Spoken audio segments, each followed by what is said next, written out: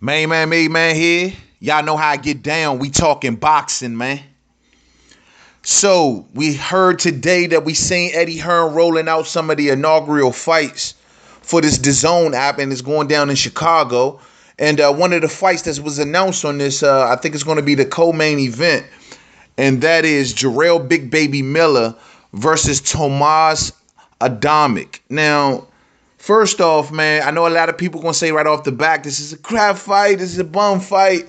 But when you actually know what this fight is, it's actually not the worst fight in the world. Now, for Eddie Hearn, though, to use this fight as one of the rollout fights for DAZN, something that he's trying to win over the American audience with, now, I don't know about that. So in the grand scheme of things, as far as selling the app, the DAZN app, to American fans, this ain't the type of fight you want. But far as for Jerrell Big Baby Miller and what he's trying to accomplish, well, I guess the fight kind of sort of makes sense.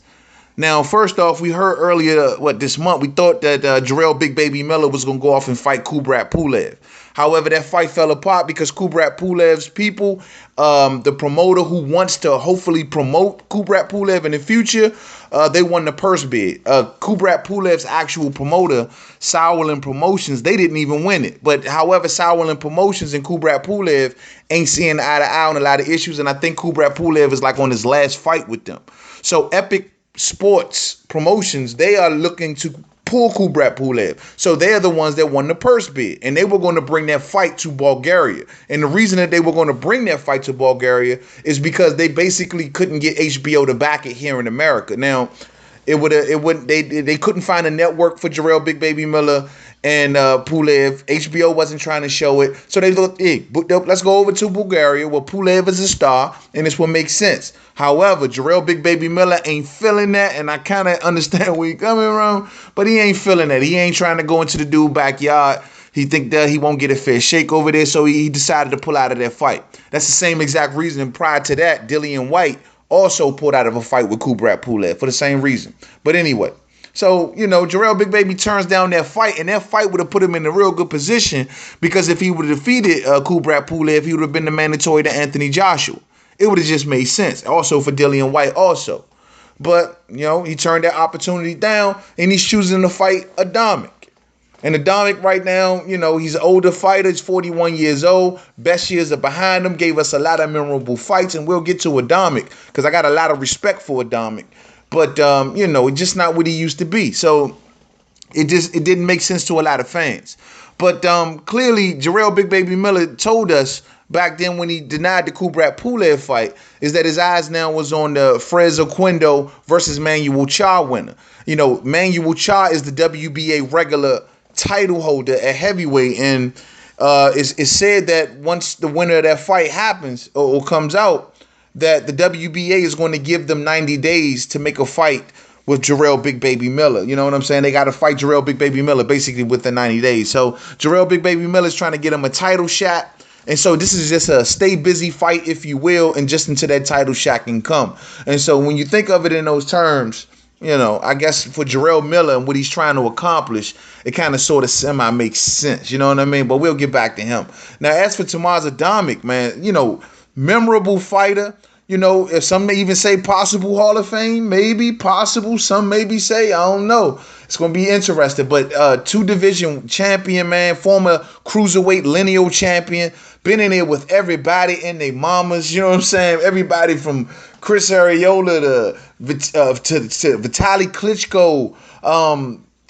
Everybody, man. You know what I mean? He's won titles in different weight classes. He's given action-packed fights of the past. But here today at 41 years of age, where he's been in all of the wars, where he's been in the back and forths, and he has a style inside the ring where he loves to come forward. He loves to press the action. He loves to fight in the pocket, at least the younger version of Adamek. You know what I'm saying?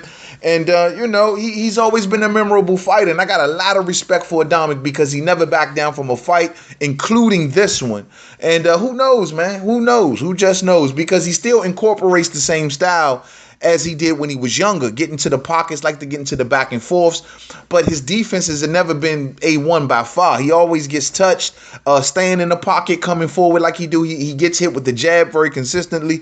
A taller fighter Can easily touch Adamek with the jab. However, he does have a tough chin, tough set of whiskers on him, man. I remember that beatdown he took from Klitschko, and yo, Klitschko was just putting it on him, Joe. And Klitschko didn't put him on the ground. You know what I'm saying? He basically stood his ground. I remember the Chris Arreola battle. That battle, if I remember, Chris Arreola hurt his hand later in that fight, but however, it still was a action-packed, you know what I'm saying, style fight. As a matter of fact, Chris Arreola was one of the only fighters I can recall pushing Adamek backwards. You know what I mean? Adamek don't normally go backwards, but he delivered a lot of leather on Chris Arreola. Chris Arreola had hit Adamek at the top of his skull, at the top of the head. I remember he hurt his hand in that fight, but it still was a memorable fight, man. Goodness gracious, man.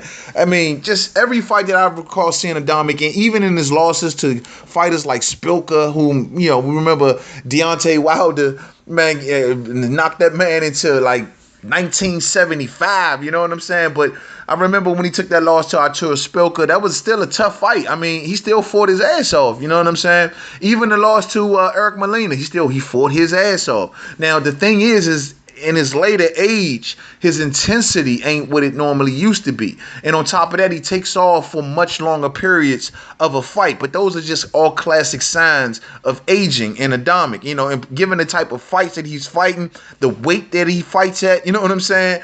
And all the leather that he's taken over the years, you know, you got to expect a much slower, less intense Adamek, you know? And that's exactly what Jerrell Big Baby Miller will come in and come on at, because Jerrell Big Baby Miller is still young, though his stamina is maybe not be the best.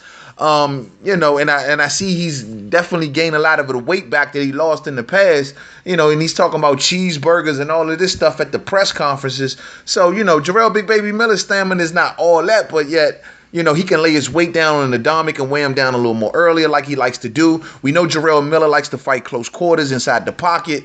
And, you know, Jerrell Miller, man, he should definitely get a good touch with this and maybe some good experience with this. But I'm expecting for him to beat Adamek, man. I think he'll be too big, too strong, too young. Too intense. You know, Jerrell Big Baby Miller's gonna look to bring the action early. But yo, if he doesn't get Adamek out of there, and if Adamek's chin is still something like it used to be, and he don't get him out of there early, who knows what Jerrell gonna have left in the tank later on in the fight, man.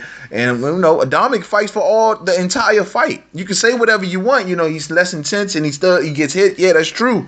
But he still fights for the entire fight. You know what I mean? All the way to the end. You know what I mean?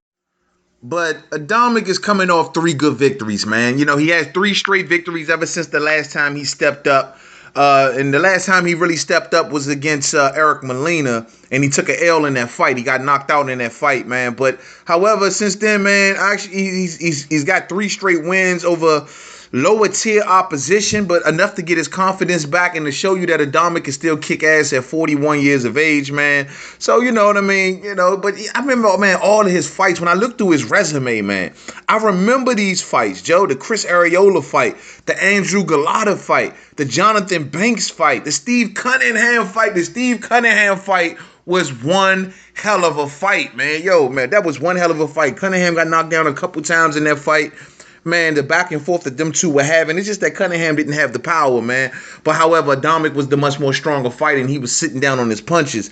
That was one hell of a fight, man. Adamek, man, he is a warrior, man. He's a warrior to the end, man. He gave us a lot of memorable fights. For those who don't know much about this dude, Adamek, I task y'all to go and just look through his fights, man. I guarantee you will be entertained.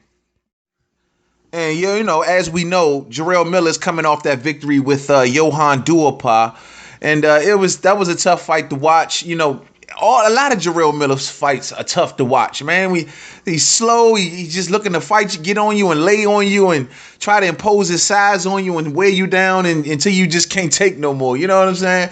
Not a big exhibition in skill, man. You ain't gonna see much of the head movement and the sweet science when it comes to Jerrell Miller, man. This fight sometimes it just make you want to pull your eyes out of your head sometimes watching Miller fight, man. Real talk. He talks a good game, man, and he always try to be entertaining and make a bunch of noise and all that. But technically, man, from a skill standpoint, Jerrell Miller's still kind of almost learning on the job, if you will. You know, I think he fights better at a lighter pace, but clearly he's not going to fight lighter because the way he likes to win, he needs to be heavy. I didn't know that said, but the elite fighter is gonna recognize that from a mile away, and they're gonna take him deep and they're gonna stop him. I mean, I'm just being real, but I don't know. Who knows, right?